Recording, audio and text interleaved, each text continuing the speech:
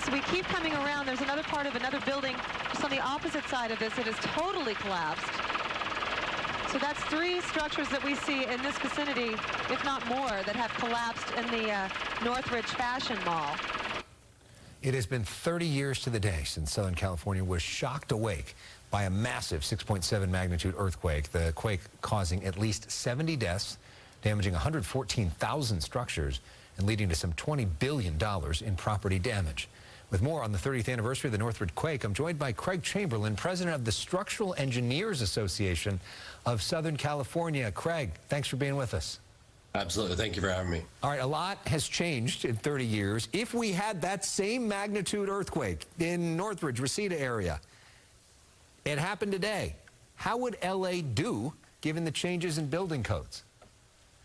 We would absolutely do better than we did back then in Northridge 30 years ago. It was a tremendous and impactful event that day.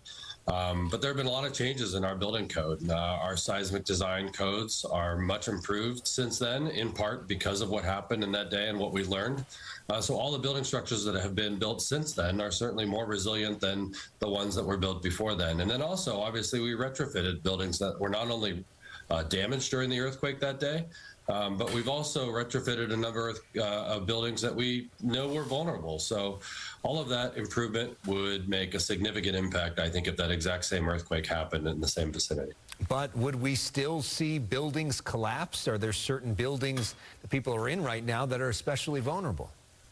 Well, we do have vulnerable buildings, and that's why there have been several city ordinances passed in the last several decades to address those concerns. One of those has been the tuck under parking apartment buildings, just like the Northridge Meadows apartments that we've seen several times over the course of the day. That second floor pancaking on the ground floor and the damage that was caused in that type of building. Those buildings were put forth in an ordinance to be retrofitted, and there were over 12,000 that were found to be in line with what needed to be retrofitted, and we've done 75% of that to date. So that's thousands of buildings that retrofitted that otherwise wouldn't have been then. But obviously, there's still more work to be done. Sure. There are older concrete buildings, there are older steel moment frame buildings that still have retrofit needs, and so we're still working hand in hand with the city to understand how to make sensible legislation so we can put forth good retrofits to keep those buildings safe. I mean, you say that 75% of them have been retrofitted. Of course, that means 25% have not. How do you know if you're living in one of those buildings? Well, there are tools through the website and other resources that you can do that actually can go look and see if your building is on that ordinance list and find out whether it's been retrofitted. So there are public records that are available to go and determine whether your building would be within that.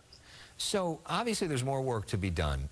Can private business solve this on its own? Do you think that the government gets that this is enough of a problem? Are you getting enough government money here?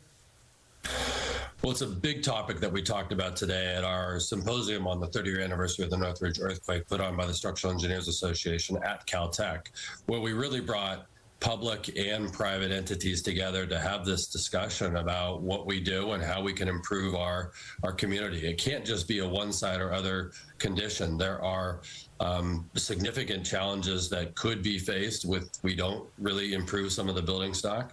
And I think we need to work hand in hand together. It also gets improved by the improvement in technology that we have. So it can't just be costly retrofit strategies because those will never get improved. We need sensible, smart, targeted retrofit elements that improve the building stock, and we'll have a safer community. And we've seen how so much of this is about building codes. You look at Japan, which has had even bigger earthquakes than we had in Northridge and did not have that much damage because of some of the building codes that they have.